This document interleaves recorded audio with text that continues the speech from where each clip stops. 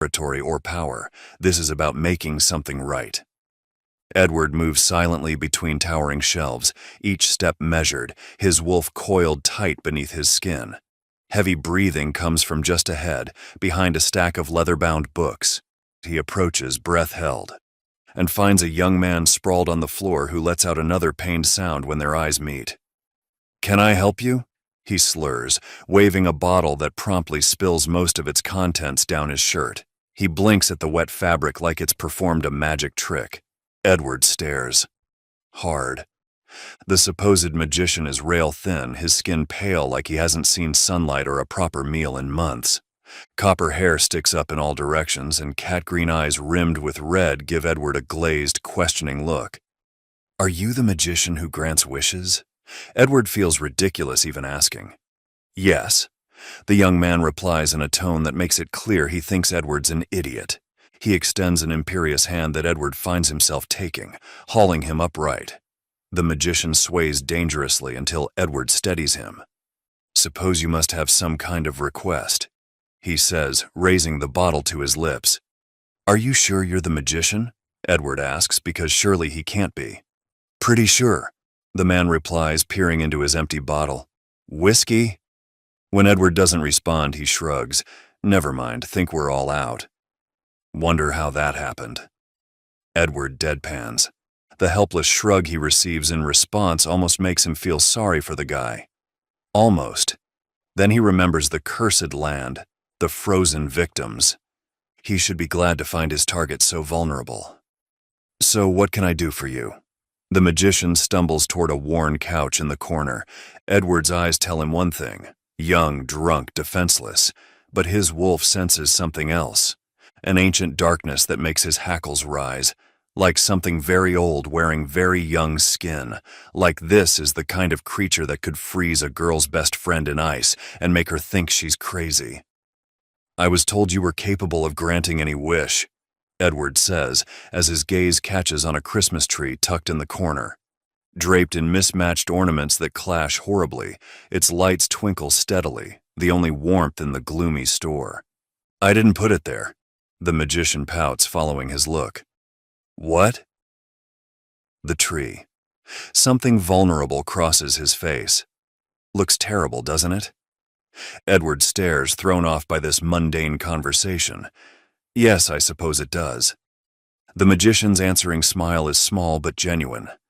Edward's hands clench uncomfortably. "You granted a friend of mine a wish," he says. The words burst out, harsh in the quiet store. "Oh." The magician's face falls. "Yeah. It all went to shit. Though I suppose that was the intention?"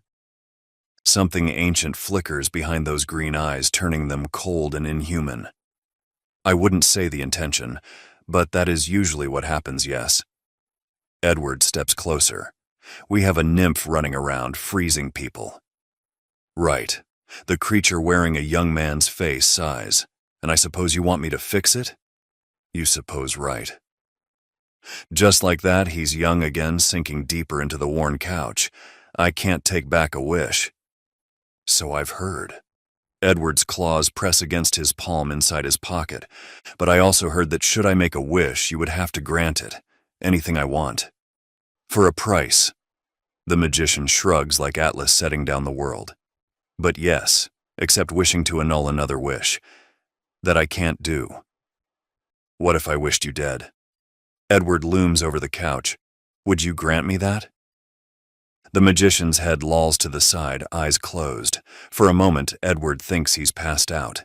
Then, "Is that your wish?" he asks. "Yes." Edward searches his face for any sign of the power he knows lurks beneath. But there's only exhaustion and resolve. "All right then."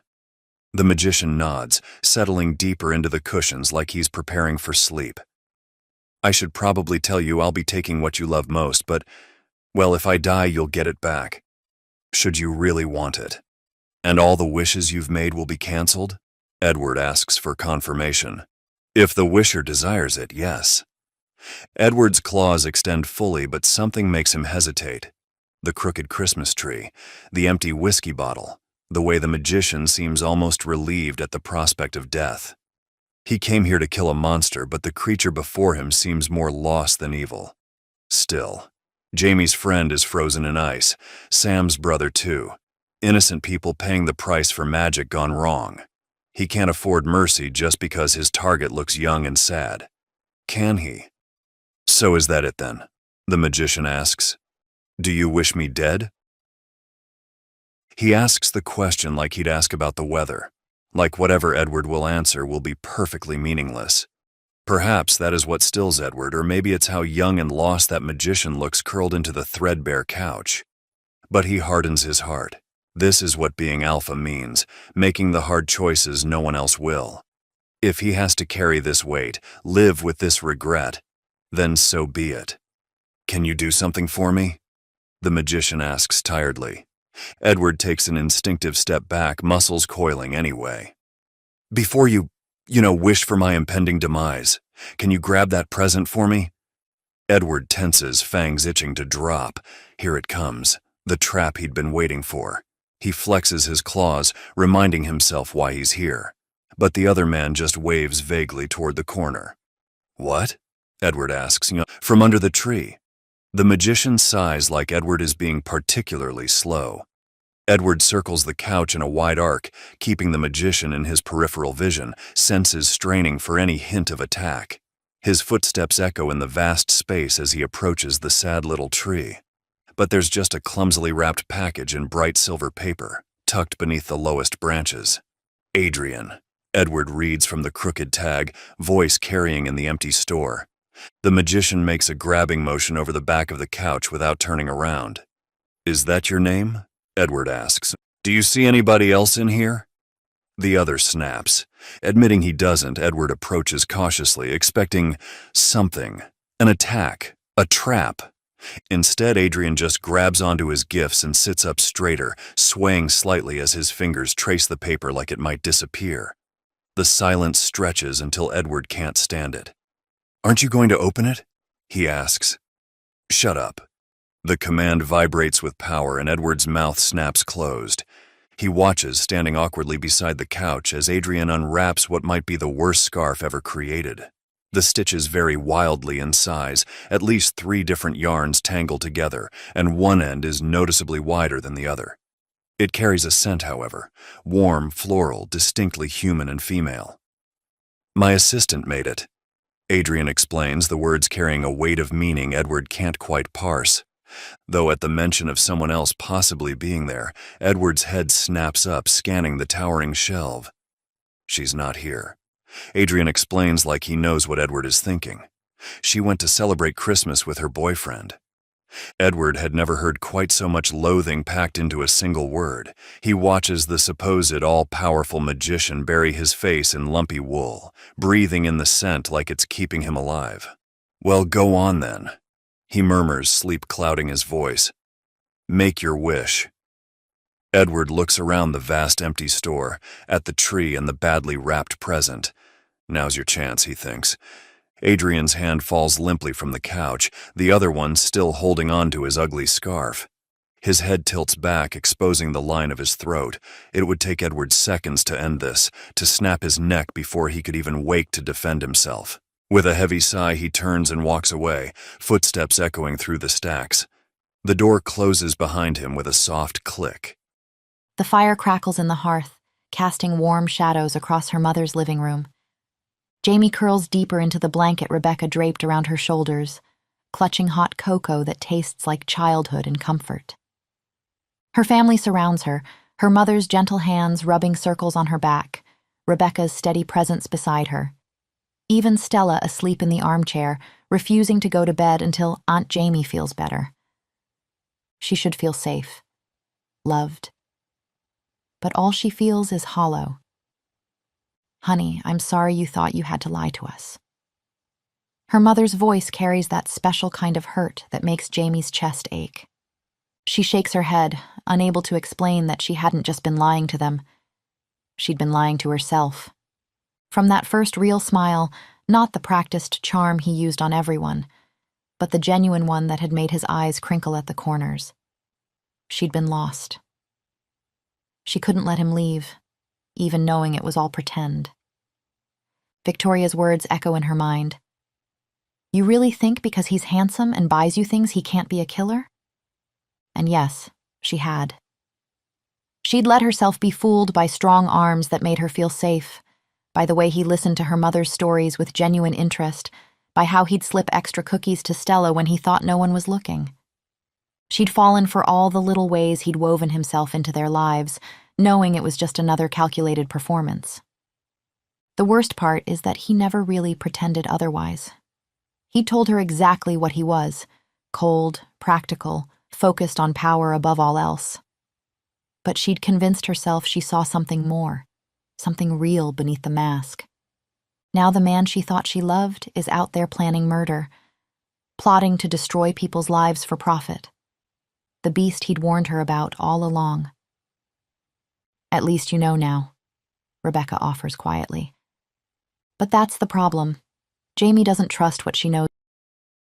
Years ago, she'd been so certain about what she saw that night with Steph. Everyone had convinced her she was wrong, crazy, until she doubted her own mind. Now her heart insists there was something real in the way Edward looked at her, in how carefully he'd held her this morning. But her mind remembers his cold voice. See if I care. She doesn't know which to believe anymore. The fire pops, sending sparks up the chimney. Her family's love wraps around her like a shield, but it can't protect her from the voice in her head that whispers, "Wrong again, Jamie. You saw what you wanted to see. You're crazy. You can't trust yourself." At least this time she's not alone with her broken certainties. What happened at the ball? Rebecca pushes gently. Did you tell Edward how you feel? Jamie shakes her head, throat tight. I don't feel anything. That's not true. Her mother exchanges a knowing look with Rebecca. Honey, you really care about this man. Everyone can tell. I mean, everything I felt for him was a lie. The words burst out with her tears. He's not who I thought he was. I made him up. Her mother and sister's comfort washes over her, but it only makes it worse because all she wants is Edward. Wants to bury her face in his neck where he always smells like winter pine, curl into the solid warmth of him, let his steady heartbeat drown out her thoughts. She'll never have that again. Never see his rare, genuine smiles or watch his face soften in sleep. She won't even get to give him the Christmas present she'd wrapped so carefully. Jamie. Mark's uncomfortable tone cuts through her misery. Someone's here to see you. Her stomach drops. Just moments ago she'd been crying at the thought of never seeing Edward again, but now... I'll tell him he can fuck right off. Rebecca stands, righteous fury radiating off her. Jamie shakes her head. No, it's okay. I'll go. You don't have to. Her mother's hand tightens on her shoulder. It's okay. She makes her way downstairs like she's walking to her own execution. Grandpa Joe stands at the door telling Edward in no uncertain terms that Jamie's asleep, that she won't be seeing him. But Jamie can't focus on anything except Edward standing in her doorway, looking exactly like the man she fell in love with. Broad shoulders dusted with snow, amber eyes finding hers immediately. He's still wearing his suit from the ball, though it's wrinkled now, like he's been running his hands through his hair the way he does when he's stressed. Looking at him makes her dizzy. How can he appear so unchanged when everything is different?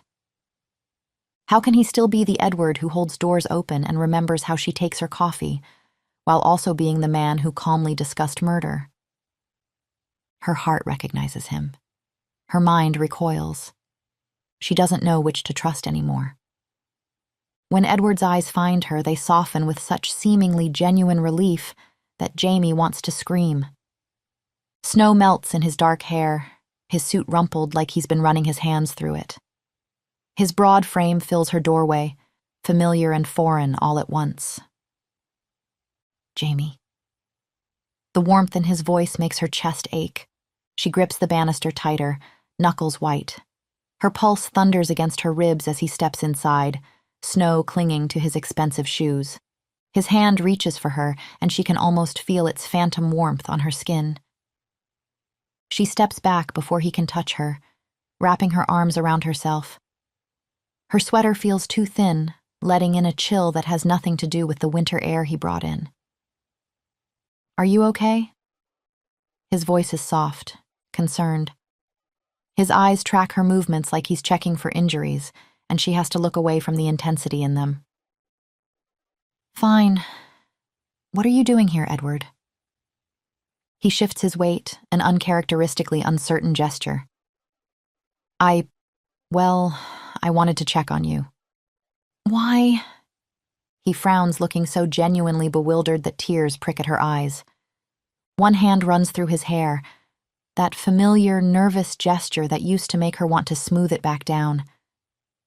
Now, it just makes her chest hurt. "Well, because His breath comes out in a frustrated cloud. "You disappeared. The Grants were holding you." "I'm fine." She forces herself to meet his gaze, even as her body wants to lean into his warmth. "Don't worry about it." His jaw works as he studies her face. The muscle in his cheek ticks. The tell she used to think meant he was worried. But she can't trust those little signs anymore. Can't trust anything. Did something happen? He takes another step forward, and Jamie has to force herself not to retreat up the stairs. "Did they hurt you?"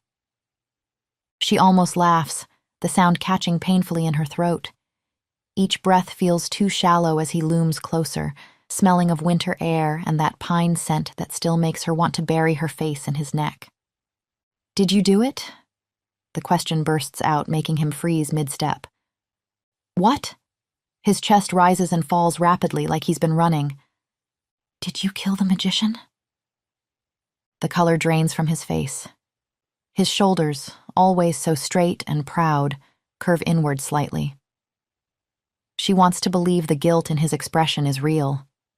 Wants to believe the Edward she thought she knew exists somewhere beneath the sharp suit and sharper ambitions. "I couldn't."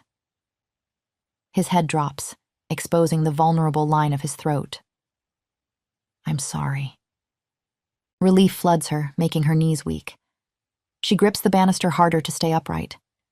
He's close enough now that she can see the shadows under his eyes, the way his hands flex at his sides like he's stopping himself from reaching for her.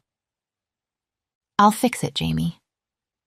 His eyes plead with her, gold flecks catching in the hallway light. "I promise I'll find a way to help your friend." She forces her feet to move backwards, one step at a time. "Okay." He follows her retreat, hand lifting again before dropping when she flinches. "Please don't." The hurt in his expression looks so real it steals her breath. His whole body seems to strain toward her, and she remembers how safe she felt in those arms this morning. How real his kiss had tasted. She was wrong then. She's probably wrong now. "What's wrong?" His voice roughens. "You're upset, I can tell."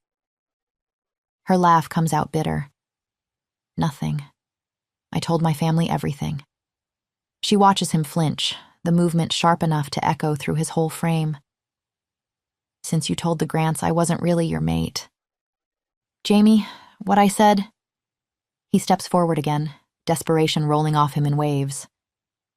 "It doesn't matter." She wraps her arms tighter around herself. "I suppose you'll be working together now. They need the nymph gone, and you want to destroy everything they hold dear, so..." He recoils like she struck him, those broad shoulders going rigid. "Is that what you're upset about? My plans for the resort?" "I'm not upset." The lie burns her tongue. A tear escapes, tracking down her cheek. She watches his hand twitch like he wants to brush it away. "You said you weren't kind. I'd been warned. I just didn't actually believe you." His jaw clenches hard enough that she can hear his teeth grind. "Look, I wasn't about to leave anyone unattended. If you're worried about your severance package..." "Goodbye, Edward." The door closes between them with a final click. Through the wood, she hears him exhale shakily, followed by the soft thud of what might be his forehead pressing against the door. She slides down to sit on the stairs, legs finally giving out, and pretends she can't hear him breathing on the other side. Pretends she doesn't want to open the door and fall into his arms, even knowing they're not really meant to catch her. Okay, I'm sorry. I should have told you about my plans for the resort.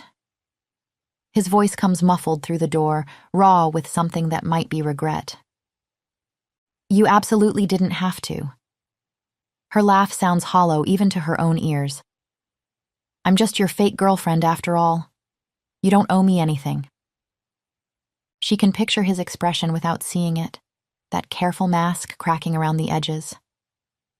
Is that really how you feel? Something in his voice makes her chest ache.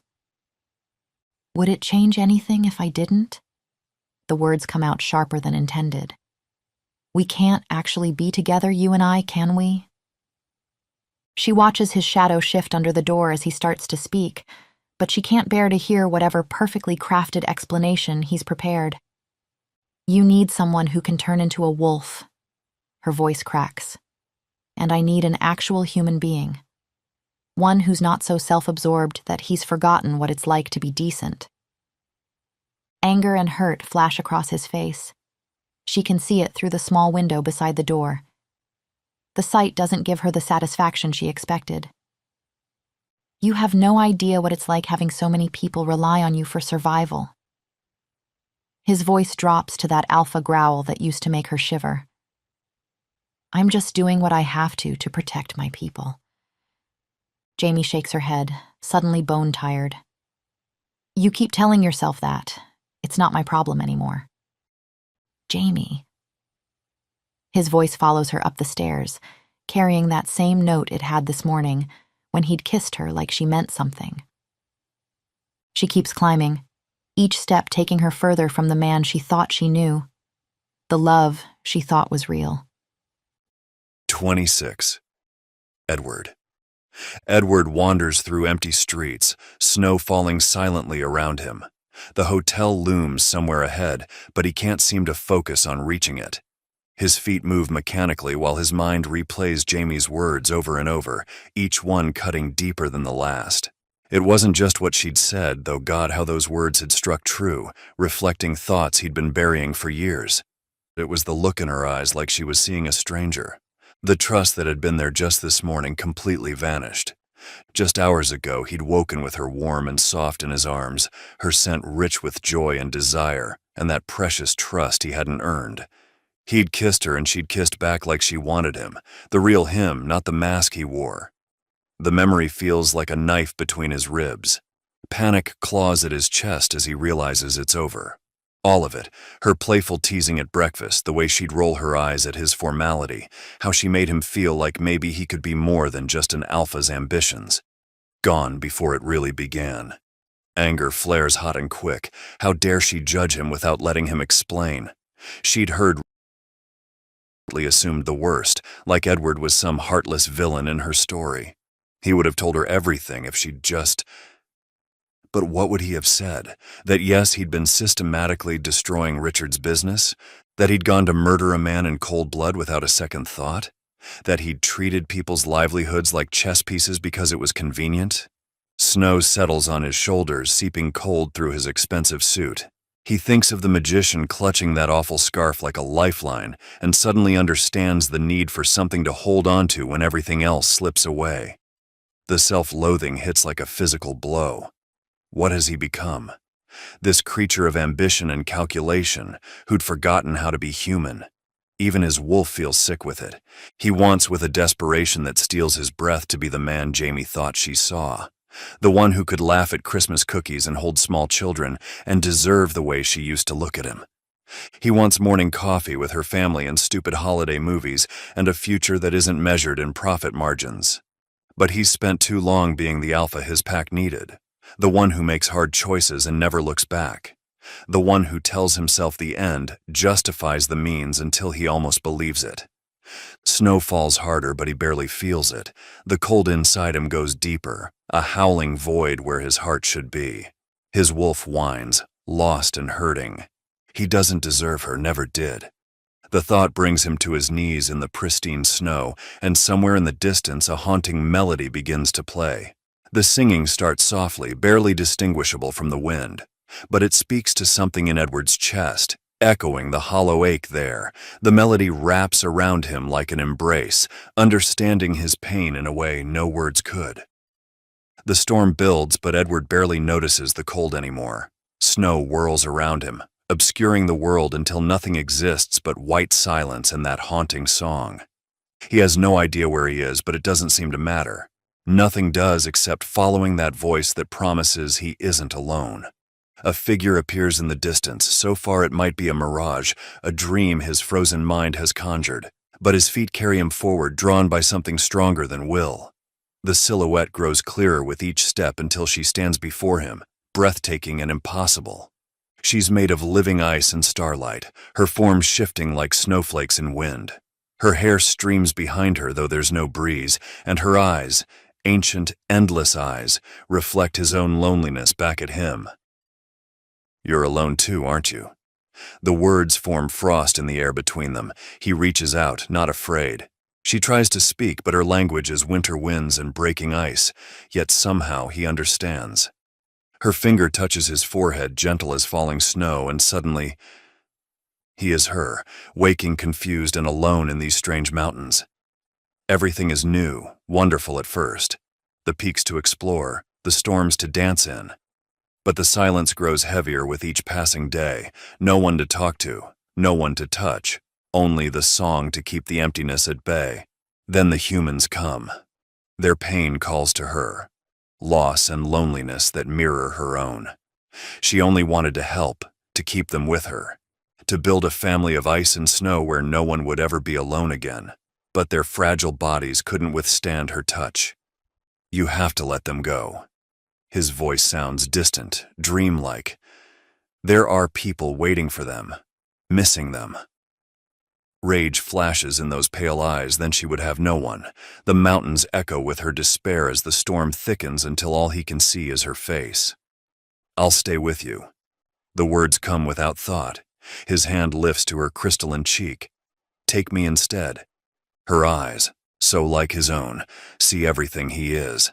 The ambition, the calculations, the carefully constructed walls, the desperate loneliness beneath it all. And she accepts him anyway. Her kiss spreads ice through his veins, but it feels like warmth, like peace.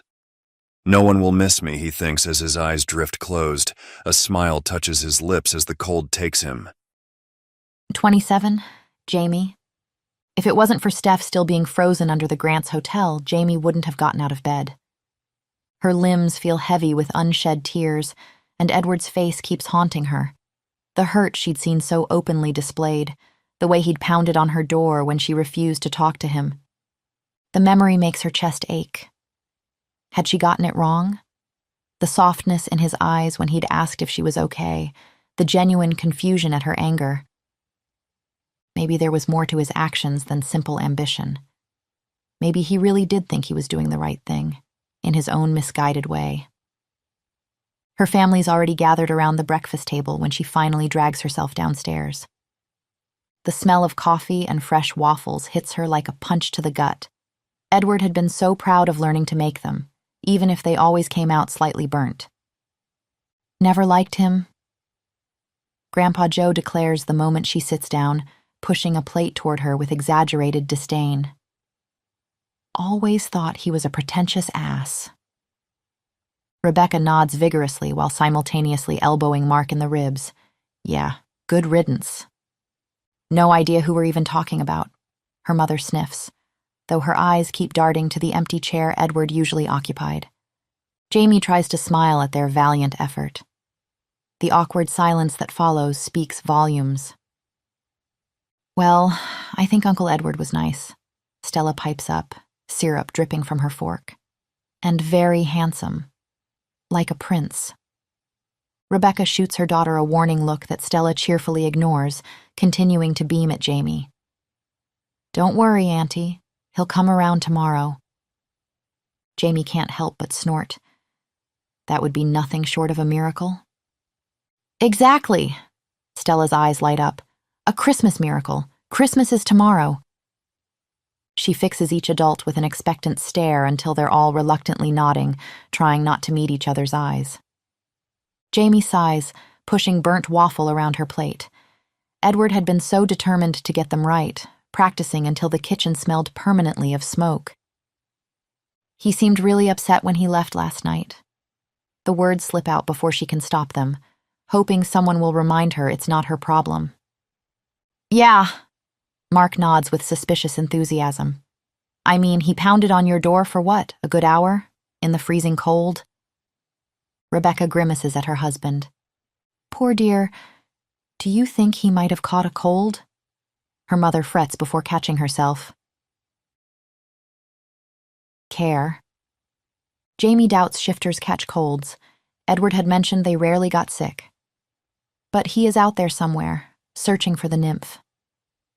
Maybe she should check on him. For Steph's sake, of course. God knows he might need help. Do you think perhaps I should go talk to him? She sets down her fork. Just to check. Yes! Her mother's coffee cup rattles in its saucer. I mean, if you want, darling, if it will make you feel better. Go or don't, Stella shrugs, still beaming. The Christmas miracle will happen either way. I think I better go talk to him. Jamie grabs her coat, pretending not to notice her family's poorly concealed excitement. Of course, don't worry about us. Rebecca's voice follows her to the stairs. Tell him we say hi, Mark calls. As she reaches the bottom step, she hears Grandpa Joe's voice drift down. I hope she patches things up with him. I love Edward. Jamie walks to the Grants' hotel, figuring Edward will be there. At least, she hopes so. Victoria had assured her she could come back any time to check on Steph, all threats of kidnapping apparently forgotten now that their packs were allied against the nymph. The weather surprises her. Bright blue sky stretching overhead, sunlight almost blinding on fresh snow. It's beautiful. Unnaturally so after days of storms. A knot forms in her stomach as she remembers Victoria explaining how the nymph controlled the weather. Why would it be so cheerful now? What changed? The hotel lobby gleams with morning light when she enters, but before she can reach the front desk, a clerk appears at her elbow. Miss Grant would like a word. He guides her through marble hallways, past closed doors, finally ushering her into a well-furnished office she's never seen before. Not that she cares much about any of the decorations, because there, in the midst of it all, is Steph? The name comes out as a gasp. Her best friend sits in a leather armchair by a crackling fire, looking exactly as she had 3 years ago. Same choppy dark hair, same worried crease between her brows. But she's moving, breathing, gloriously unfrozen. Jamie? 3 years vanish in an instant. Jamie launches herself across Persian rugs, nearly knocking over an end table in her haste to reach Steph. Her hands shake as she pulls her friend close, tears streaming down her face. Thank God. She can't stop touching Steph's arms, her face, making sure she's real. The familiar scent of her shampoo makes fresh tears fall. Oh my God, it's really you. I'm so relieved. Of course it's me. Who else would I be? Steph lets out a watery laugh, clutching Jamie's hands. Where were you? 1 second I was running through the snow searching for you. The next I'm in a basement, and this lady comes in saying I can't leave. A lady? Jamie's stomach drops. You mean the nymph? What? Steph pulls back, nose wrinkling in confusion. She looks around the wood-paneled office like she's trying to orient herself. No, some blonde girl, pretty, tall, definitely not a nymph or whatever you called it. Victoria? The pieces start falling into place. Steph had woken in their basement with no idea 3 years had passed. Victoria must be keeping her here until they figure out how to explain the lost time. Were there others? Jamie perches on the arm of Steph's chair. When you woke up? Yeah, but we were separated. Steph runs shaking hands through her hair exactly like she used to when stressed. Jamie, what's going on? Jamie has no idea. For some reason, and seemingly out of nowhere, the nymph had released her hold on its victims last night. But why now? The office door swings open before Jamie can answer. Victoria strides in, all perfect posture and forced cheer. There you are. I see you were reunited with your friend. Her friendliness feels calculated, meant to keep Steph calm while they figure out how to explain her missing years. It could work, Jamie realizes. Apart from her grandmother, who'd been diagnosed with Alzheimer's before the disappearance, Steph has no family to question her absence. Victoria. Jamie keeps her voice neutral. How about we order in some breakfast, catch Steph up on what's been going on? Victoria's meaningful look could hardly be more obvious. Yeah, that'd be great. Steph sounds small, uncertain. I have no idea what's going on. Great. Victoria turns to Jamie, something shifting in her expression. So where is he? He? Jamie repeats, confused. Edward. Victoria rolls her eyes. Didn't you come together? His two henchmen are already with Dad. Cold spreads through Jamie's chest. I don't know where he is, but surely Sam or Owen said he was with you. Victoria's frown deepens. Apparently, he left to see you last night. Didn't you see him? Who's Edward? Steph asks, but Jamie barely hears her. He did come. She murmurs, lowering her eyes as Edward's hurt expression flashes through her mind. But he didn't stay long. What? Victoria's voice rises sharply. You mean he didn't spend the night with you? Then where is he? Jamie's heart pounds against her ribs. She doesn't like the fear creeping into Victoria's voice. Edward has to be fine. He has to be. I thought he'd be here. Her voice comes out small, uncertain. Victoria's face goes dark. Shit. She spins on her heel, leaving without another word. Can someone please tell me what's going on? Steph throws up her hands in frustration, but Jamie can't answer. She's too busy remembering the last thing she said to Edward and praying it wasn't also the last thing she'll ever get to say to him. Interlude. The nymph. He came to her willingly, this beautiful broken wolf. All that warmth she'd mourned is gone now, replaced by a darkness deeper than her deepest caves. His soul is a perfect winter night, still and empty and endless. She circles him slowly, watching. His eyes follow her movements, but they're distant now, glazed like frost on glass. The despair rolls off him in waves that feel like home to her, like the first snow of winter, like silence. When she touches him, his skin is already cooling. No more of that strange heat that burned when the bright girl was near. Now he leans into her cold touch, like it's relief, like her frost is a balm to whatever burns inside him. She presses her lips to his forehead, his cheeks, his lips. Each kiss draws more warmth away, numbing him to everything but her presence. He doesn't resist, doesn't want to. She feels his gratitude with each surrendered breath, each slowing heartbeat. Beautiful, she thinks, trailing fingers of ice across his face. So beautiful in his brokenness, in his willingness to fade. The others fought the cold, but he welcomes it, seeks it. When she wraps him in her arms, he sighs like someone finally coming home. She will keep him like this forever, she decides. Not frozen solid like the others, but suspended in this perfect moment of surrender. A companion in her eternal winter, preserved in the same numbness he chose for himself. Her perfect frozen wolf, who finally understands the peace she offers, who finally chooses to stay. 28. Jamie. Jamie sits with Steph in one of the hotel's private lounges, clutching her friend's hand in silence. Guilt gnaws at her. She knows Steph must have countless questions, but she can't focus on anything except the earlier conversation with the shifters.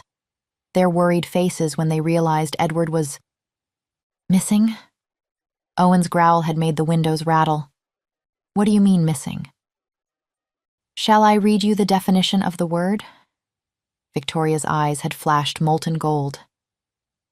It means what it means, you dimwit. Victoria, not helping. Richard raised his hands placatingly. Missing since when?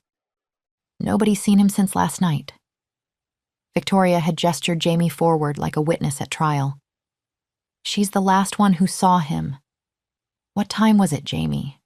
Nearing midnight? She'd nodded, feeling small and foolish. She'd sent Edward out alone, knowing the nymph was out there. After what happened to Steph, how could she have been so stupid? Hey, look, it's not your fault, kid. Richard's kindness had only made it worse. Like hell it's not. Owen had looked ready to tear her apart. Sam stepped between them with a warning growl. She's our Alpha's mate. Don't speak to her like this. Jamie hadn't corrected him. In that moment, she'd wanted desperately to be Edward's mate, to have some claim to him that would help bring him home. Right.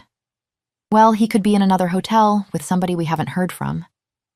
Richard hadn't sounded convinced. You two, track his scent from Jamie's home. See where it leads. Owen and Sam had bolted, while Victoria led Jamie back to Steph with instructions to stay put. Now she stares unseeing at some Christmas movie playing on the suite's massive TV while Steph works through a room service feast. Hours have passed with no word. The silence from Victoria feels ominous. She can't shake the feeling that the nymph is involved. Everyone else suddenly unfrozen. And Edward vanishing? It can't be coincidence. Her mind keeps conjuring images of him trapped in ice somewhere, alone in the dark. Steph squeezes her hand. I've missed some things, haven't I? Her voice comes out small, uncertain. Jamie manages a sorry smile. God, she's being such a terrible friend. The wolves will find Edward, they have to. But Steph needs her now, after 3 years of being trapped in ice while Jamie gave up on her. I'm sorry, she whispers, and Steph's eyes fill with tears. They've known each other since kindergarten. Steph can read every note in her voice. What happened to me, Jamie? She draws her knees up to her chest like she used to during sleepovers. Why are the Grants keeping us here? Why did I wake up in a cave? Jamie takes a deep breath. You disappeared that night at Spider's. I followed you into the snow. But I lost you. Then I found this cave. The words pour out, the nymph, the ice, how everyone thought she was crazy. The Grants covering it up, Edward investigating, their fake relationship that somehow became real. 3 years? Steph whispers when she finishes. I've been frozen for 3 years? Jamie nods, fresh tears spilling. I'm so sorry I stopped looking. I let them convince me I was wrong, that you'd just left. Hey. Steph pulls her into a fierce hug. You found me. That's what matters. Jamie might have felt better if she hadn't burst into tears right afterwards. How about we get out here? She asks Steph. My entire family is home. Victoria has our number in case. Steph nods emphatically. Jamie brings Steph home in a daze, too focused on getting her somewhere safe to consider how her family might react. The Grants' protests fade behind them.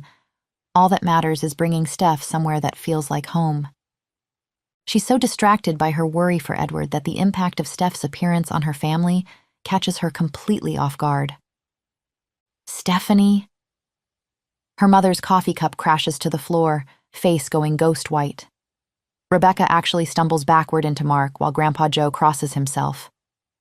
Only Stella looks unimpressed, too young to remember the girl who disappeared 3 years ago. But how? Rebecca's lawyer voice cracks. This isn't... You were... Missing?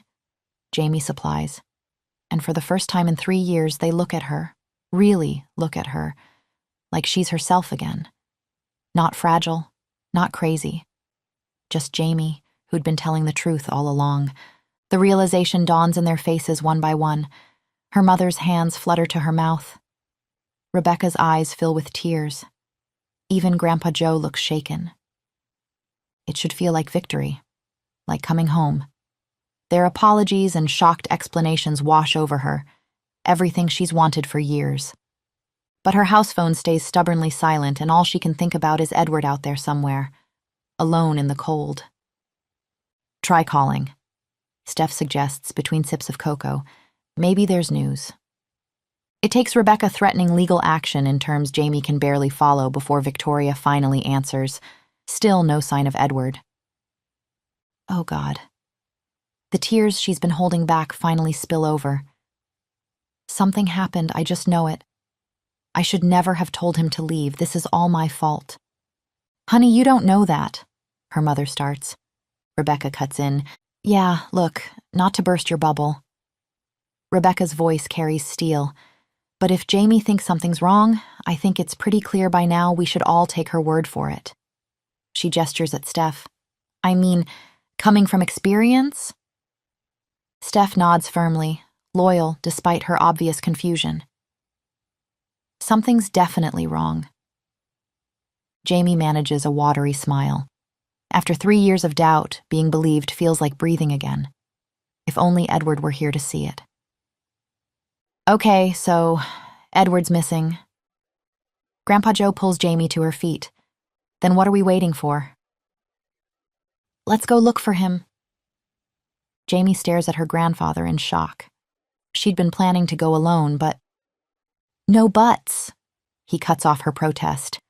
I know my way around a mountain, remember? I can help. So can I. Mark stands, determination written across his face. I'm coming too. Steph jumps up. Maybe I'll remember something about where the nymph took me. The what? Rebecca blinks. Jamie sighs. They don't even know about the supernatural elements yet, about Edward's true nature. She can't risk their safety. You know what? Who cares? Rebecca's jaw sets stubbornly. You'll tell us on the way. What? She adds, crossing her arms at Jamie's expression. It could be dangerous, all the more reason. We're not letting you go alone. We're family, aren't we? Awesome! Stella pumps her fist. Snow adventure. Stella, you're staying here with Grandma. What? But no buts. You're staying. The rest of you. Rebecca surveys the room. Snowsuit up. Jamie's chest aches with competing emotions, relief at finally being believed, guilt about Edward, fear for what they might find. Her family surrounds her with love and support, everything she's wanted for so long. But the one person she wants to share this moment with most is out there somewhere in the cold. The one person who believed her from the start.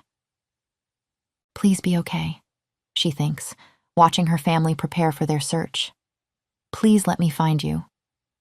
Jamie heads upstairs to grab her winter gear. Her heart feels impossibly full and achingly empty at once, full of love for these people who finally believe her, empty with worry for Edward. She wishes with everything in her that she could just find him, bring him home safe. She reaches for her bedroom door, mind already cataloging what supplies they'll need for the search. The handle turns under her fingers. But instead of her familiar room with its Christmas lights and cluttered dresser, she steps into darkness and dust, endless shelves stretching up into shadow.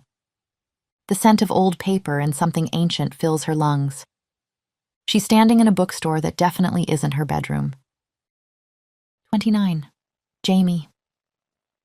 Moonlight filters through grimy windows, casting strange shadows between endless rows of books. The air smells of old paper and something else. Something ancient that makes Jamie's skin prickle. Her footsteps echo strangely as she moves deeper into the store. A woman's voice cuts through the silence, sharp with irritation. What's so hard to understand, Adrian? It's a Christmas present. You open it on Christmas, not 2 days before because you're bored. Well, in my defense, Iris, you weren't supposed to be back until the 27th. A male voice responds, tired and slightly petulant. So you wouldn't have been able to tell on which day I'd opened it anyway. Jamie follows the voices, weaving between towering shelves. Books seem to whisper as she passes, their spines gleaming in the strange light. She finds them in what looks like a reading nook, the young woman perched on an overstuffed armchair, strawberry blonde hair catching the lamplight. The man slumps against a desk, pinching the bridge of his nose like he's fighting a headache. "Excuse me?" Her voice comes out smaller than intended. They turn in unison. The woman's annoyance deepens, but the man, thin and sallow-skinned, just looks exhausted. "Oh, come on." The girl, Iris, throws up her hands. "It's Christmas Eve. Don't you people have anything better to do?" The man, Adrian, she assumes, straightens slightly. "Can you?" Jamie hesitates, searching for her words. "Where are we?" "You're in my store." The man replies. Dark circles rim his strange green eyes. "So I'll assume you have something to ask me?" "Wait." Jamie pauses as understanding dawns. "Are you the magician? The one who grants wishes and stuff?" His friend groans. "Yeah," she replies, her fingers drumming against her chair arm. "That's him." "Oh, thank God." Relief floods Jamie's chest. "You're alive." Edward had said he wouldn't hurt the magician, and it's not exactly that Jamie was doubting him, but it's more that she'd been doubting herself. Could she really trust her own judgment regarding Edward? She hadn't wanted to think him capable of harming someone unprovoked, but her thoughts are interrupted when Iris moves like lightning, placing herself between them. Alive? And why wouldn't he be? "Iris." Adrian's voice carries quiet warning. Those ancient eyes study Jamie with unsettling intensity. "How can I help you?" "My friend's gone missing after he came to see you last night." Jamie's words tumble out as fear grips her chest again. Her fingers twist in the hem of her sweater. "I think he was taken by the nymph, the one you gave Richard Grant." Adrian's head tilts as recognition dawns. "Oh, I remember now. Your friend, the tall shifter guy who wanted me dead, that friend." His tone stays mild, but Jamie's cheeks burn. Iris's eyes snap between them like lightning strikes. "What?" The temperature seems to drop several degrees. "I'm sorry." Jamie raises her hands placatingly. "He's not a bad person, I swear. He just couldn't think of any other way to fix this nymph problem." Adrian waves her deeper into the store, past shelves that seem to shift in the shadows. "There are plenty of ways to deal with the nymph." "Such as?" Jamie hurries after him, ducking under a string of mismatched Christmas lights. "She freed most of her victims last night," she explains. "At least we think she did, since they're not frozen anymore. But just as she does, Edward goes missing. There must be a link, right?" "Possibly." Adrian nods. Books rearrange themselves as he passes. The nymph might have taken him in exchange for the others. Since she's alone up there, she must be lonely. Nymphs usually live in groups. Jamie stops short, nearly colliding with a floating tome. "So you're saying she's been freezing people because she's lonely?" Adrian nods, dust motes dancing around his head like a halo. "Probably.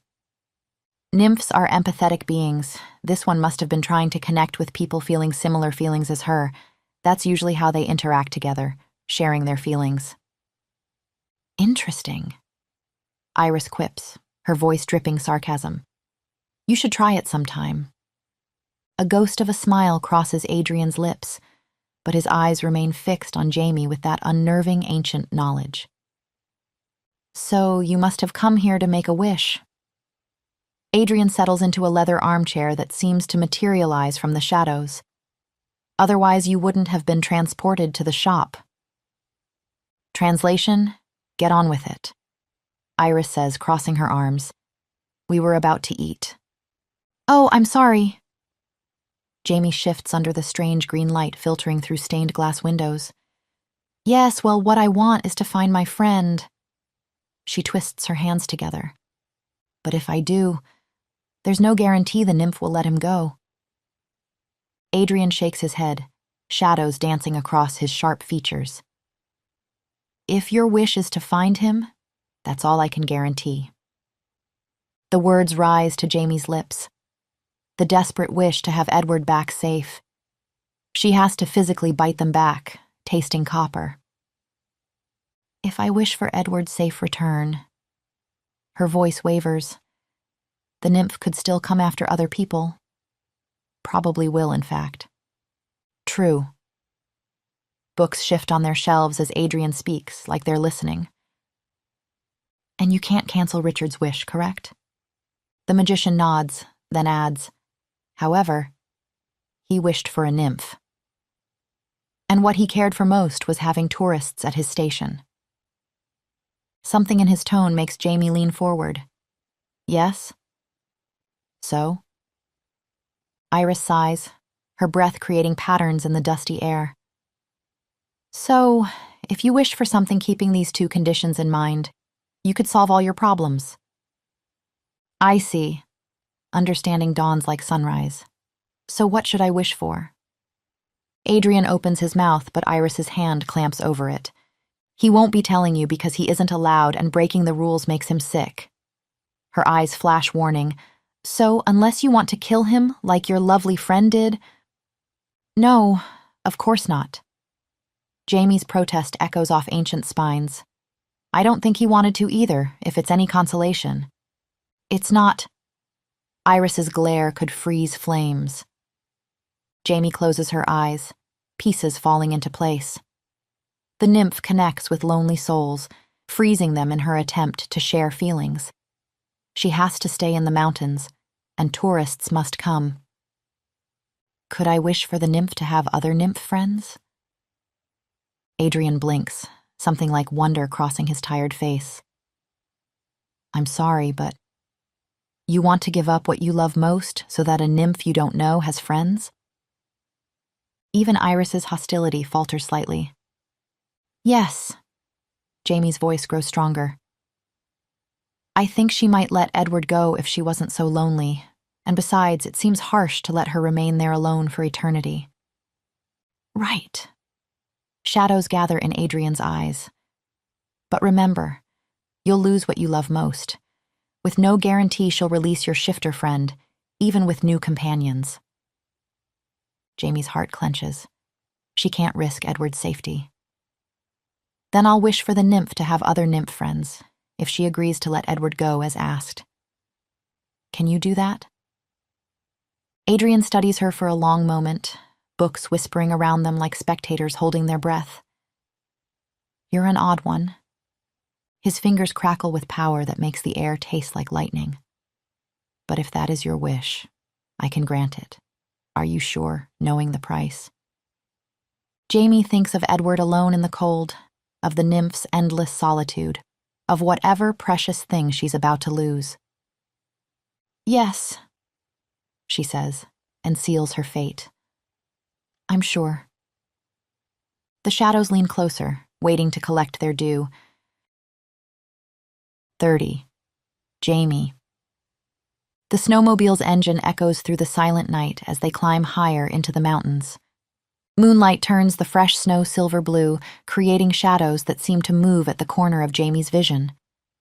Behind Grandpa Joe's solid form, she watches the familiar landscape transform into something otherworldly.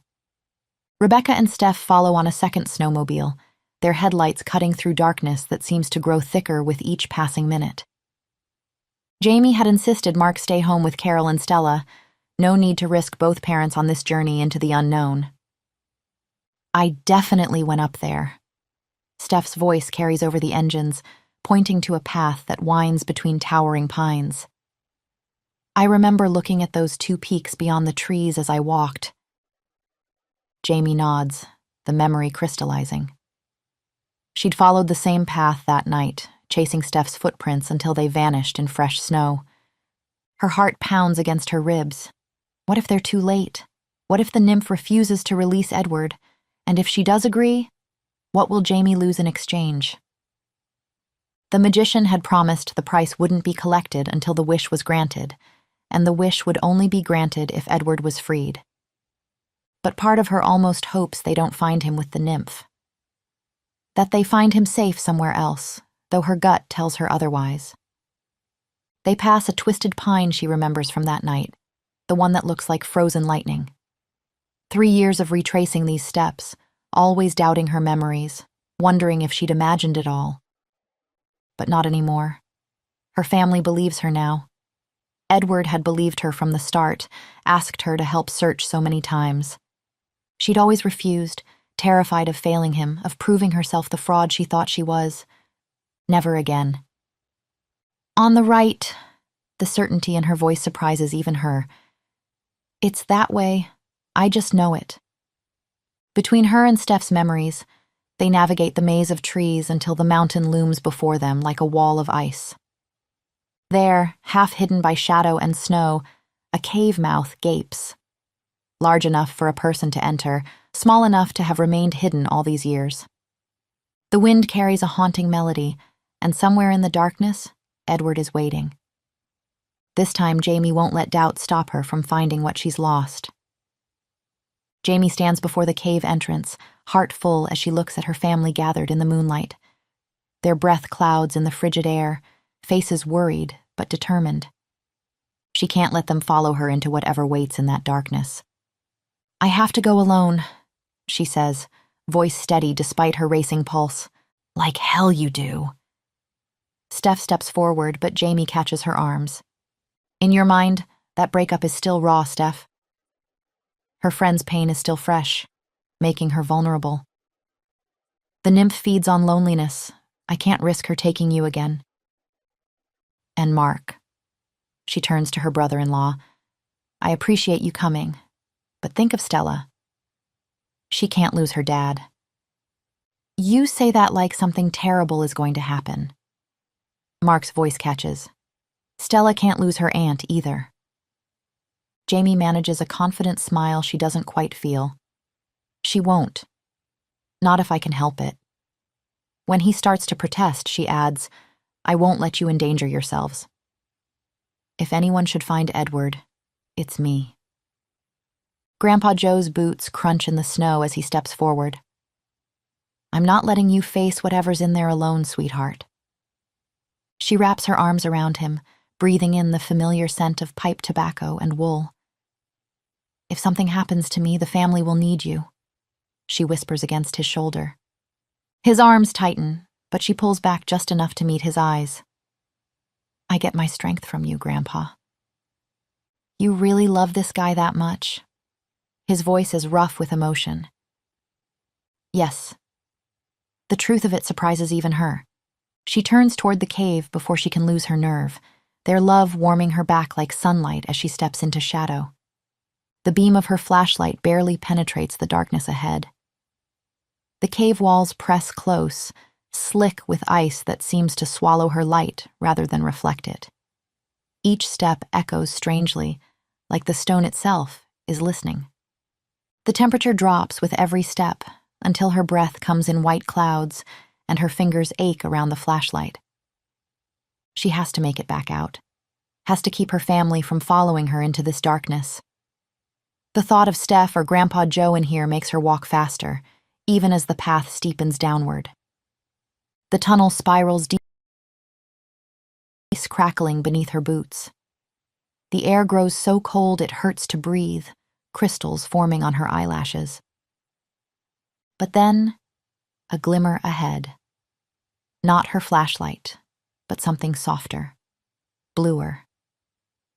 The narrow passage opens suddenly into a vast chamber that steals her breath. Soaring columns of pure ice rise into darkness, catching and splitting what little light filters through cracks in the distant ceiling. Crystal formations spread like frozen lace across walls that shimmer with colors she has no names for. It's beautiful in a way that makes her heart ache, like a palace built for a queen who never arrived. Ice sculptures that might be furniture stand preserved in perfect detail, waiting for guests who will never come. Everything gleams with an otherworldly perfection that somehow only emphasizes its emptiness. Frozen waterfalls cascade silently down walls hung with delicate icicles like crystal chandeliers. The floor beneath her feet is polished mirror smooth, reflecting it all back endlessly until she can't tell which way is up. The effect is dizzying, dreamlike.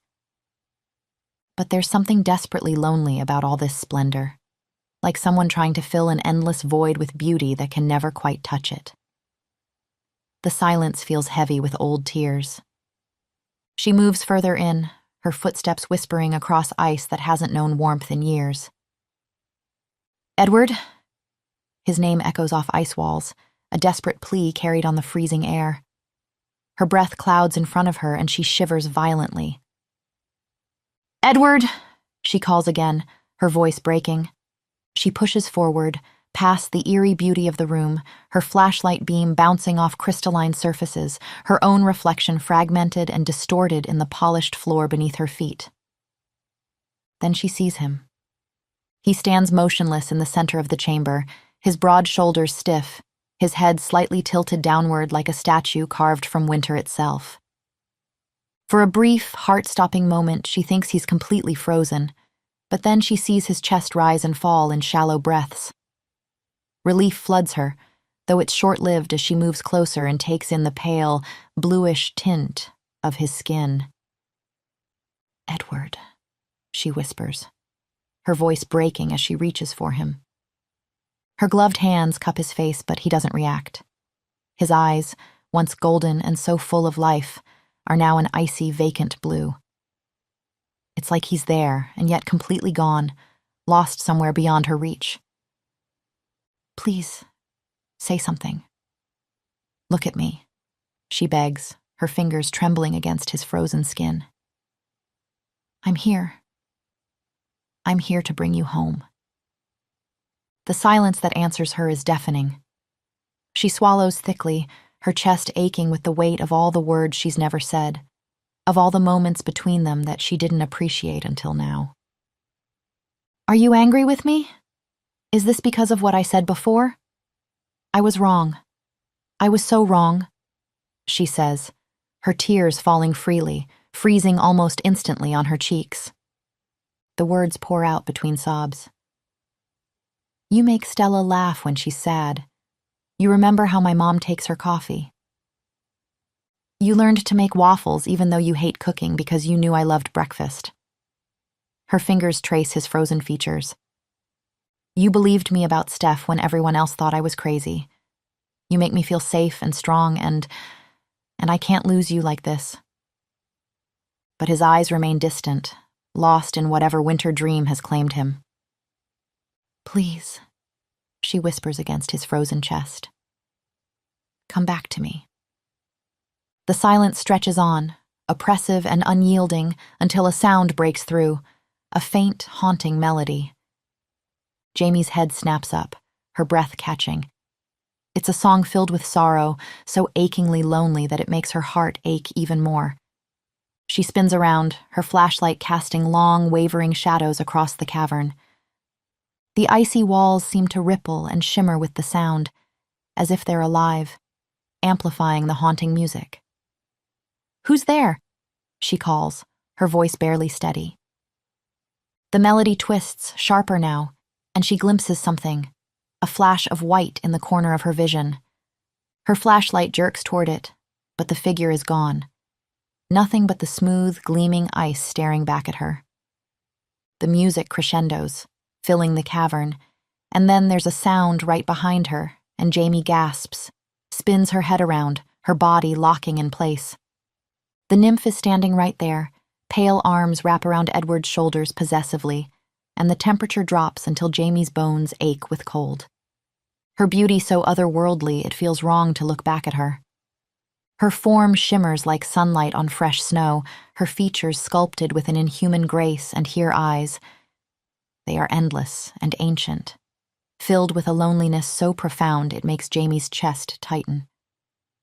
Her breath comes in short, shallow gasps, her body trembling as the creature strokes Edward's cheek with fingers made of frost, and his breathing grows shallow, painful. Ice crystals form on his eyelashes. No. Jamie's voice is raw, tearing from her throat as she rushes forward. Stop it! You're hurting him! She reaches out and the nymph's ethereal features twist with something like pain, her expression unreadable as her glowing eyes flicker to Jamie. Her grip on Edward tightens, but there's nothing malicious in it, only desperation. Jamie hesitates but forces herself to step closer, her voice softer now. I know you don't mean to hurt him, she says, her words trembling. I know you're just lonely. The nymph stills, her crystalline body shimmering faintly as her gaze shifts again, ancient and searching. Her arms tighten briefly around Edward as if she might disappear into him entirely, but then her fingers extend toward Jamie. She reaches back slowly, their fingers touch, and the world dissolves into ice and memory. She is the nymph, waking alone in endless winter. Humans pass through her domain, some so sad they call to her very essence. She tries to help, to share their pain, but her touch brings only frost. They freeze before she can show them they're understood. Then Edward appears in her forest. Sometimes wolf, sometimes man, but always alone. She feels the iron control he keeps over himself, emotions locked away like they might destroy him if released. How he holds himself apart from everything, watching the world through walls of his own making. So much like her, trapped behind barriers of ice. He's not alone. Jamie pushes her own memories forward, Edward laughing as Stella tangles tinsel in his hair, the warmth of his hands as he passes her coffee, the way his eyes crinkle when he thinks no one's watching. The feeling of absolute safety in his arms, of being seen and understood. Please give him back to me. Tears freeze on her cheeks. I'll take good care of him, I swear. The nymph's form shimmers like sunlight on snow. For a moment, Jamie thinks she sees tears made of diamonds trailing down that perfect face. Her crystalline fingers hover uncertainly, her gaze flitting between Edward's frozen form and Jamie's tear-streaked face. She's sad, so heartbreakingly lonely, and she likes Edward. She's drawn to him the same way Jamie is, and the thought makes Jamie's chest ache. Please, Jamie whispers, her voice trembling with desperation.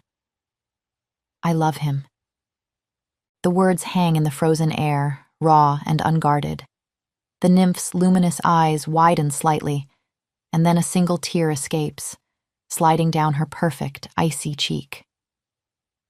It shimmers like a diamond as it falls, catching the light before vanishing into the frost below. The nymph nods slowly, a bittersweet expression crossing her ethereal features. Her hand lingers on Edward for a moment longer, reluctant, before she finally withdraws it.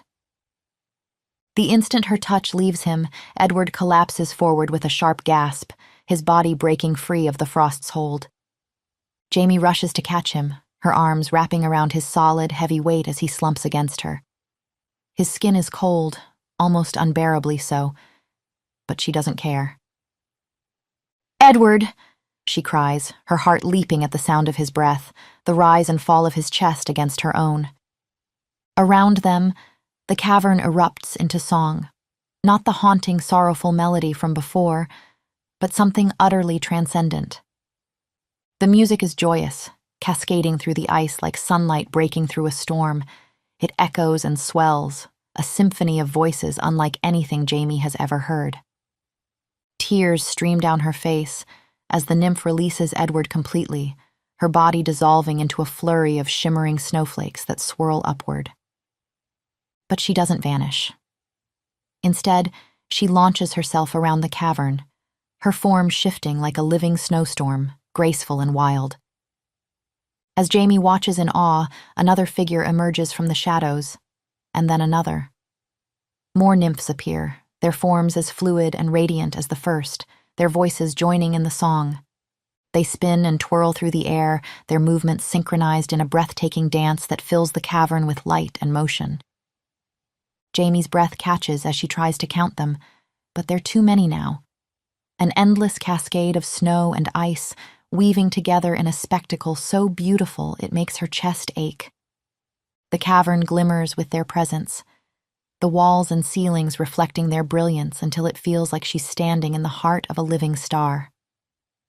For a moment, everything feels weightless, like time itself has paused to witness this miracle. And then, as suddenly as it began, it's over. The nymphs vanish in a final burst of snowflakes that swirl around Jamie and Edward. She blinks against the cold flurry, and when she opens her eyes again, they're no longer in the cavern. The familiar sight of the town square surrounds them, the towering Christmas tree glittering with lights in the crisp night air. Snow falls softly, dusting the cobblestones and muffling the distant sounds of holiday cheer. Jamie looks down at Edward, still leaning heavily against her. His body is warm now, his breathing steady, and relief floods her as she realizes he's okay. "Jamie?" he murmurs, his voice rough but unmistakably his.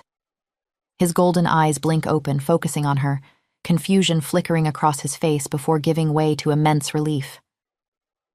"You came back," he says, his voice soft, like he's releasing a breath he's been holding for years. Jamie feels her heart swell at the raw vulnerability in his gaze. His fingers, rough and calloused, settle gently on her cheek, his touch grounding her in a way nothing else ever could.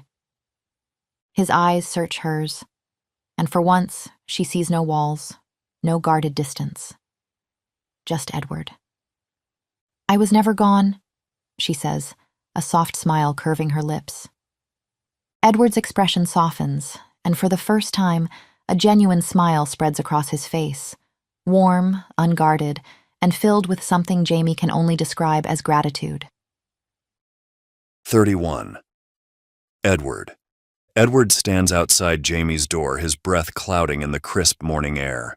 The sky above is impossibly bright and blue, the kind of Christmas morning that looks like it belongs on a postcard. But the cold bites through his coat, sharp and insistent, as though it's trying to seep into his very bones. The weight in his chest is heavier than the frost-laden air.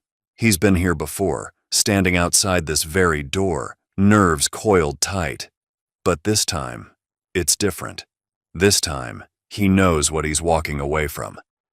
He clenches his fists briefly, then exhales, willing himself to move.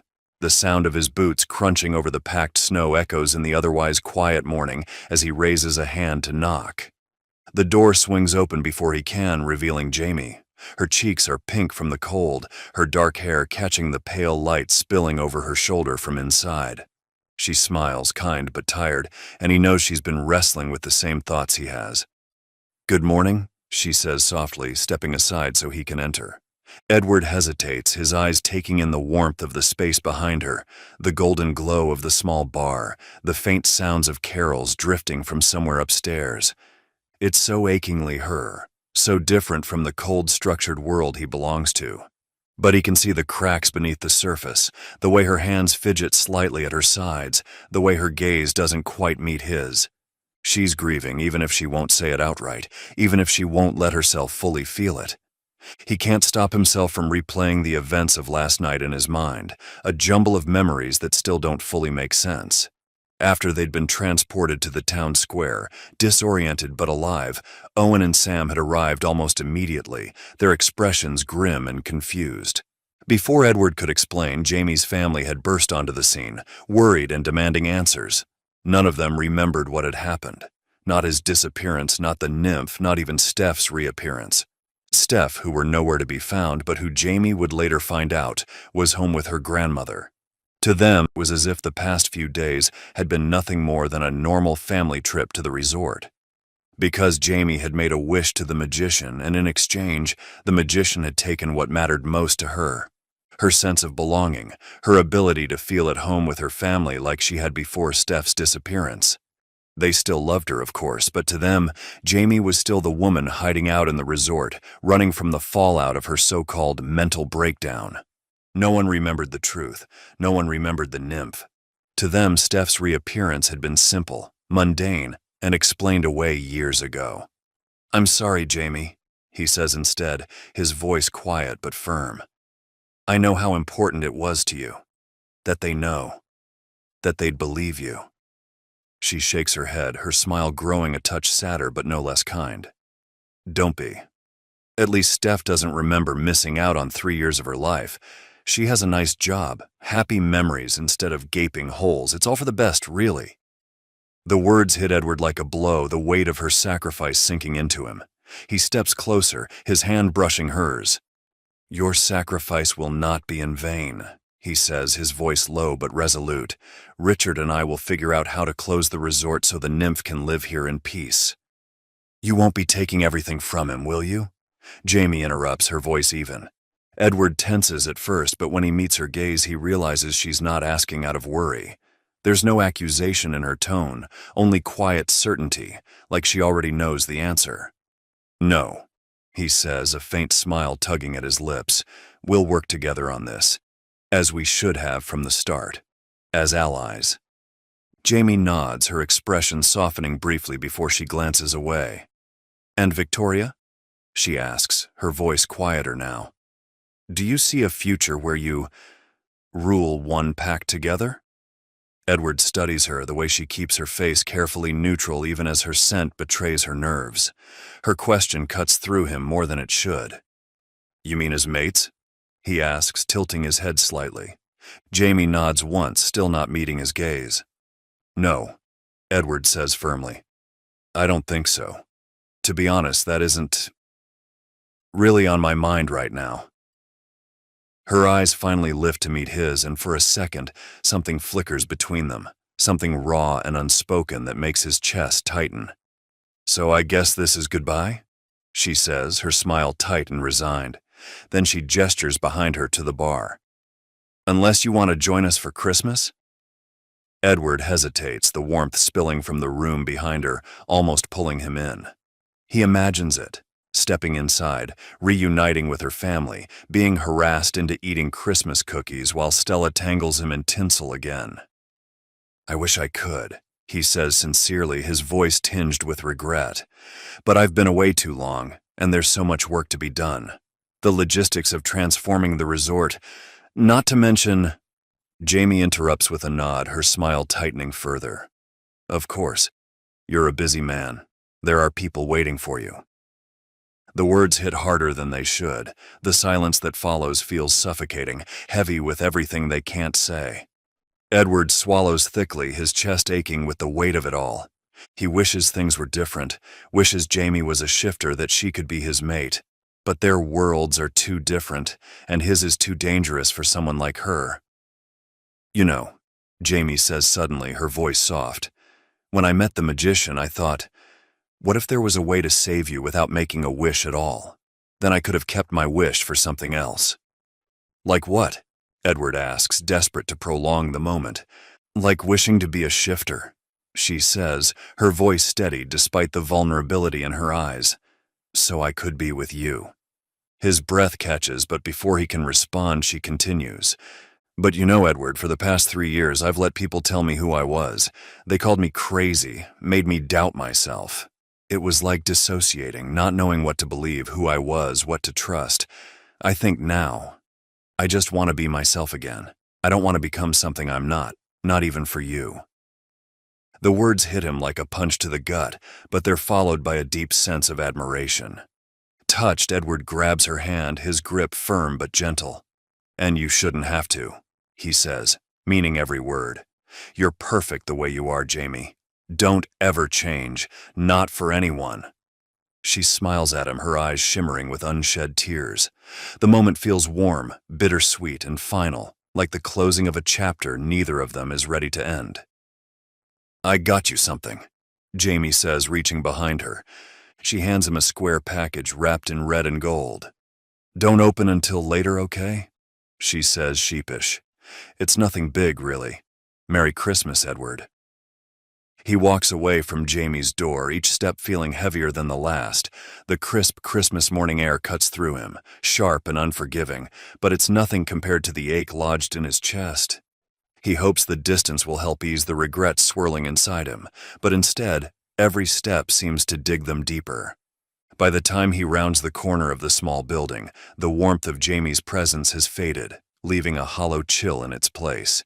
His mind wanders to the nymph, and for the first time, he's grateful she's no longer on the prowl for lonely souls. Right now, he feels like the perfect prey, his own emotions a storm of grief, longing, and self-doubt. But he can't let himself dwell on it. He's the alpha, and there's work to be done. His pack has been without him for too long, and there are the grants to deal with, the resort to close, the humans to keep safe. The black car waiting for him outside the hotel looms like a shadow against the snow. Owen is already inside, buried in a stack of documents. The second Edward opens the door and slides in, Owen waves a handful of papers in his face. "About time," Owen says, his tone clipped. "We've got a backlog of issues to address. First, the grants. Richard's already asking for conditions regarding the closure. Then there's the matter of the southern boundary disputes, not to mention—" Edward barely hears him, nodding along out of habit. His gaze drifts to the window, the landscape blurring past as the car begins to move. Owen's voice is a constant drone, broken only by the occasional sigh from Sam, who's sitting quietly in the front seat. Edward forces himself to respond when necessary, his tone measured and professional. But his mind is elsewhere, back with Jamie. He can still see her standing there, her smile tight, her eyes filled with something she wouldn't let him name. Something cold and quiet settles in his bones like a frost that's crept too deep to shake off. He tells himself he has to endure it. He's the alpha, after all.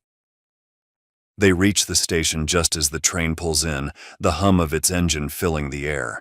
Edward steps aboard with Owen and Sam, settling into the small, sterile compartment that feels suffocating despite its emptiness. Owen is relentless, his questions and commentary filling the space as the train departs.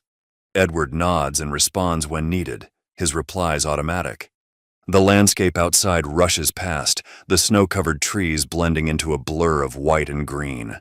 Eventually, Owen leaves to get something to eat, and the silence that follows feels both jarring and welcome. Edward leans back in his seat, staring out the window, his thoughts a tangled mess of regret and longing. "You know," Sam says suddenly, his voice sharp and unexpected, "any one of us could have stepped up and made a wish to that magician. We're shifters, we're the ones who are meant to protect the humans, not the other way around." Edward flinches, Sam's words cutting straight to the core of his guilt. Of course, he'd already known this, but hearing it aloud makes it impossible to ignore. "You're an idiot, Alpha," Sam continues, his tone harsher than Edward's used to. "You're never going to find anyone so selfless that they'd sacrifice what matters most to them for you in the bat of an eye like that ever again. Not in 1,000 years. Edward shifts in his seat, uncomfortable under the weight of Sam's glare. "She didn't do it for me," he says weakly, though the words feel hollow. His chest tightens. "She did it because she felt sorry for the nymph. Because she's selfless, like you said." Sam's glare only intensifies, his silence speaking louder than words. Edward forces himself to speak again, his voice quieter. "It was brave of her, though, making that wish without even knowing what she'd lose." Sam snorts, his frustration palpable. Almost unconsciously, Edward's hand moves to his bag, pulling out the package he'd been avoiding looking at since Jamie pressed it into his hands. He unwraps it carefully, aware of Sam watching him. Inside is a handmade book, its pages filled with familiar recipes in Jamie's messy handwriting. Carol's hot chocolate, Rebecca's sugar cookies, even that disastrous attempt at Grandpa Joe's eggnog. But it's the photos tucked between the pages that make his breath catch. There he is, sprawled on the Matthews couch watching football with Mark and Grandpa Joe. In another, he's covered in flour in Carol's kitchen, looking startled but amused. Edward barely recognizes himself in these moments, laughing, relaxed, happy. The stark difference between the man in these photos and who he is now feels like a physical pain. Each family member has left notes in the margins. "Come back for New Year's," from Carol. "Next time we'll teach you proper football," from Mark. Then he finds the envelope, his name written in wobbly children's handwriting. Inside, a note decorated with stick figures, one tall and frowning, clearly him, one small and smiling, unmistakably Jamie. "Dear Uncle Edward, he reads, chest tight at Stella's misspelled words. Thank you for making Aunt Jamie happy again. She used to be very sad. But now when no one's looking, instead of being sad, she just looks at you and smile. I hope you celebrate Christmas with us again because Christmas should be spent with your loved ones. And Aunt Jamie really loves you. Merry Christmas, Stella. Edward stares at the note, mortified to find his eyes burning. When he finally looks up, Sam's expression has shifted from frustration to something between pity and exasperation. Edward falters. Do you really think she did it because she likes me? The wish, he asks, the question escaping before he can stop it. Sam looks like he wants to shake him. She did it because she loves you and everyone knows it, he snaps. And because she doesn't have to look out for a pack, she just has to look out for you. The words hit Edward like a blow, settling heavily in his chest. But she's not even a shifter, Edward protests weakly. His voice is tight, like the words are being forced out. She couldn't join our pack. I wouldn't be a good partner for her. I wouldn't bring her anything she needs. If anything, I'd only make her life harder. Yeah, Sam says, his tone dry and scathing, and she still gave up everything for you. So no disrespect, Alpha, but I'm really wondering what the hell you're still doing here. Edward stares at him, stunned, his gaze flicking to the window where the snowy landscape rushes past. To be honest, he says, his voice low and uncertain, I'm not sure either. Sam leans back in his seat, crossing his arms with a satisfied huff. 32. Jamie. Jamie works the bar with a practiced ease, her hands darting between bottles and taps as the warmth of Christmas Day hums around her. The place is packed, every table filled with laughing tourists and locals alike. Plates of roast turkey, mashed potatoes, and cranberry sauce pass from hand to hand, and a group in the corner breaks into a slightly off-key rendition of Jingle Bells. Merry Christmas, Crazy Jamie, Dave the ski instructor shouts from his usual spot near the end of the bar, lifting his beer like a trophy. His cheeks are ruddy, and his grin as wide as ever. A man fully in his element. Right back at you, Dave. Jamie flashes him a smile, though her mind is already working on a plan to switch his drink for water. Behind her, the bell over the door jingles as another group of skiers files in, shaking snow from their boots and calling for hot cider. The bar is alive with the energy of Christmas, warm, noisy, chaotic, and somehow perfect. At one of the smaller tables crammed into a corner, Jamie's family sits together, plates piled high and glasses full. They're laughing about something, probably one of Grandpa Joe's stories, and the sight tugs at Jamie's heart. She knows they want her to join them, to stop working for just one meal. Mark appears beside her, leaning casually against the bar. If you don't seat your ass down and eat the mashed potatoes Rebecca made, I'm never going to hear the end of it, he says with a grin, pulling the dish towel from her shoulder and slinging it over his own. Jamie raises an eyebrow, smirking. You mean it's terrible, and you need my help finishing it? Mark winks, already sliding behind the counter. You didn't hear it from me. Laughing, Jamie lets him shoo her away and heads for the table where her family sits, the warmth of their laughter drawing her in like a blanket. She slides into the open seat, letting herself relax for the first time all day. The mashed potatoes are just as questionable as Mark hinted, but the company more than makes up for it. Jamie looks around at her family. Her mom pouring coffee for Grandpa Joe, Stella sneaking another bite of pie when she thinks no one is watching. It's messy and loud and imperfect, but it's home.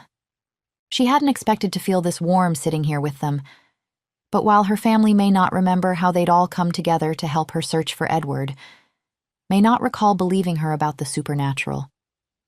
The magician's magic ensuring their memories aligned with a simpler truth, she'd still rediscovered her connection with them over the weeks leading to Christmas.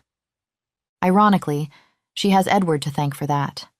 Watching him discover the joy of family dinners and Christmas traditions had reminded her how precious these moments were, even when accompanied by worried glances and overprotective hovering.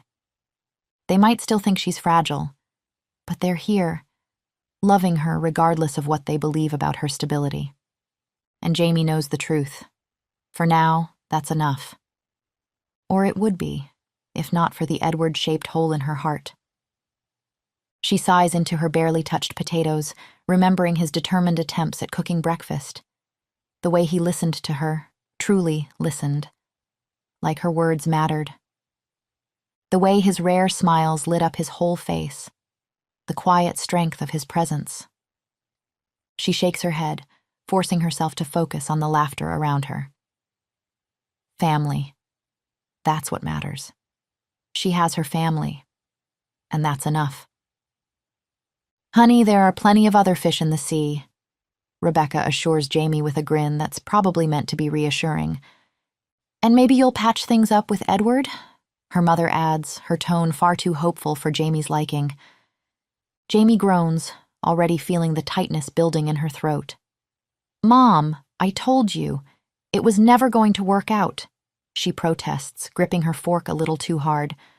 We're just too different. We want different things. Like what? Grandpa Joe asks, his tone curious as he sips from his glass of wine. Jamie stares at him, baffled by the question. Well, I want someone caring and supportive who trusts me and takes me seriously. So, like Uncle Edward? Stella pipes up, her innocent observation drawing a glare from her mother. Yeah, and well, he wants... Jamie trails off, struggling to find the words to explain without sounding completely insane. How does she tell them that Edward wants someone who can turn into a wolf? Someone who wouldn't be risking their life living among his packmates? Something different, she finishes lamely. Stella, undeterred, smiles with the kind of confidence only a 6-year-old can muster. That's why you need a Christmas miracle. Jamie gives her niece a sad smile, patting her head gently. Honey, I don't think Christmas miracles work like that, she says carefully. Stella shrugs, clearly uninterested in entertaining such a pessimistic notion. Jamie sighs and turns back to her plate of mashed potatoes, which are, as expected, pretty terrible. Still, she's used to it. The table falls uncomfortably quiet, and it doesn't take long before Jamie notices the pitying looks being cast in her direction. Oh, come on, guys, she exclaims, waving her hands in frustration. I'm fine, really. The looks only worsen, and Jamie groans. Look, she begins, her voice slightly cracking. Yes, Edward was pretty great, and I really wished... She clears her throat awkwardly on the word wish. I mean, it would have been great if he'd stayed. But life goes on, plenty of fish in the sea and all that. Deep down, though, she can't help but think about how impossible it'll be to enjoy kissing anyone else after Edward. Or how she'll ever find someone as exciting as a man who can literally turn into a wolf. But hey, one can always try, right? Anyway, she says, her throat feeling tighter than ever, you really need to stop looking at me like I'm about to burst into tears. Jamie, her mother interrupts gently, placing a hand over hers. Yeah, okay. Maybe I'm already crying, Jamie admits, furiously wiping at a tear that slides down her cheek. But that doesn't mean... Jamie. Rebecca's eyes go wide, like she's trying to signal something, but Jamie waves her off, determined to finish her thought. Anyway, she continues, though her voice has grown watery now. I'm really fine about him leaving. Really. I don't miss him at all. A throat clears behind her, and Jamie notices her entire family staring past her with comically wide eyes. Frowning, she turns around, and her breath catches in her chest. Edward is standing right behind her, achingly regal and so awkwardly out of place it almost makes her laugh. His coat is dusted with snow, his hair slightly mussed, and his expression... well, it's enough to make her heart stop. Edward? She exclaims, jumping to her feet and hurriedly drying her cheeks. You're here. He looks sheepish, almost worried. His gaze drops to her face and he lifts a hand to gently brush away a stray tear. You're crying, he observes softly, his thumb grazing her cheek. From behind her, Jamie hears her mother squeal, but she ignores it, too focused on Edward. What happened? He asks, his confusion sincere. Jamie snorts, blinking up at him through still teary eyes. Well, you left, she says quietly. What are you doing here? Edward lowers his gaze, his posture stiff as if bracing himself. Yes, well, He squares his shoulders, meeting her eyes with steady determination before taking her hand. A little bird told me you should always spend Christmas with the ones you love, he says, his voice carrying an earnest weight that makes her chest ache. And so, he continues, a faint blush creeping across his cheeks, I was sort of hoping maybe you'd let me celebrate with you this year. His gaze flickers briefly to the bar, where most of the patrons have stopped eating to watch the scene unfold. Unless you're too busy, that is, he adds quickly, like he genuinely believes that might be a possibility. She's not, Mark shouts from behind the counter. I'm not, Jamie says hurriedly, gripping Edward's hand tighter. I'd love to. You're more than welcome to spend Christmas here with us, Edward. Edward's smile grows small and intimate, the kind of smile that feels like it's just for her. That's good, he says, his voice soft. His eyes sparkle as they meet hers, and suddenly, Jamie's hyper-aware of how close they've moved toward each other. His hand slides to her lower back, and her breath catches as his lips hover just a heartbeat away. I'm afraid I don't have a present for you, though, Edward murmurs, looking genuinely ashamed. Jamie laughs softly, leaning up to press her lips to his. Cheers erupt around them, the sound of clinking glasses and hollered toasts mixing with Mariah Carey's All I Want for Christmas Is You blaring over the speakers. You're my present, Edward, Jamie whispers when they pull apart, her words trembling with sincerity. Edward beams down at her, his expression so full of joy it takes her breath away. Unwrap him now, Rebecca shouts from behind them, but Jamie doesn't care. Edward pulls her into another kiss, his hand pressing firmly against her back as if to ground her in the moment. Around them, the bar feels alive with magic. The twinkling Christmas lights reflecting off glasses, the warmth of the crowd, the perfect chaos of a holiday in full swing. Above it all, Stella's small voice cuts through, clear and pleased. What did I tell you? Christmas miracle. Jamie laughs into Edward's kiss. Thank you for watching. If you enjoyed this story, consider making my Christmas miracle happen by giving it a like or a comment. Stella would approve. It might be a little early to wish everyone happy holidays, but the holidays are coming, and I wish you all the best for this end of the year, to you and your family.